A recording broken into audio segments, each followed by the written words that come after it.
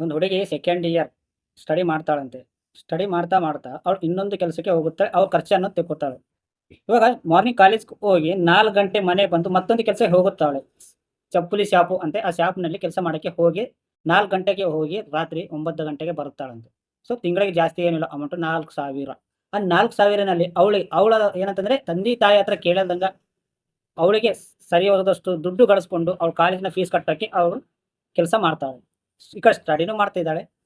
ಆ ಕಡೆ ಕೆಲಸನೂ ಮಾಡ್ತಾ ಇದ್ದಾಳೆ. ಅವ್ರ ಖರ್ಚನ್ನು ನೋಡ್ಕೊತಾ ಇದ್ದಾರೆ. ಯಾರಿಗೆ ಅವ್ರ ತಂದೆ ತಾಯಿಗೆ ಯಾರಿಗೂ ತೊಂದರೆ ಕೊಡ್ತಾ ಇಲ್ಲ.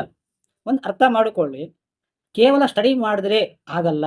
ಅಟ್‌ಲೀಸ್ಟ್ ಯಾರಿಗೂ ₹1 ಹಣ ಕೇಳಲ್ದಂಗೆ ನೀವು ಯಾವುದೋ ಒಂದು ಕೆಲಸ ಮಾಡ್ಕೊತ ನೀವು ಎಷ್ಟಾದ್ರೂ ಸ್ಟಡಿ ಮಾಡ್ರಿ. ಬಟ್ ಇನ್ನೊಬ್ಬರ ಆಧಾರ ಮೇಲೆ ಬೀಳಲ್ದಂಗೆ ನೀವು ಕಷ್ಟಪಟ್ಟು ನೀವು ಯಾವುದೋ ಒಂದು ಕೆಲಸ ಮಾಡ್ಕೊತ ನೀವು ಸ್ಟಡಿ ಮಾಡಿದ್ರೆ ಅದು ಒಳ್ಳೆಯದು ನನ್ನ ಅಭಿಪ್ರಾಯ. ಯಾಕೆಂದ್ರೆ ಯಾರೋ ತಂದೆ ತಾಯಿ ಕೊಟ್ಟಿದ ಮೇಲೆ ಅವರು ನಮಗೆ ಬೈತಾ ಇರುತ್ತಾರೆ.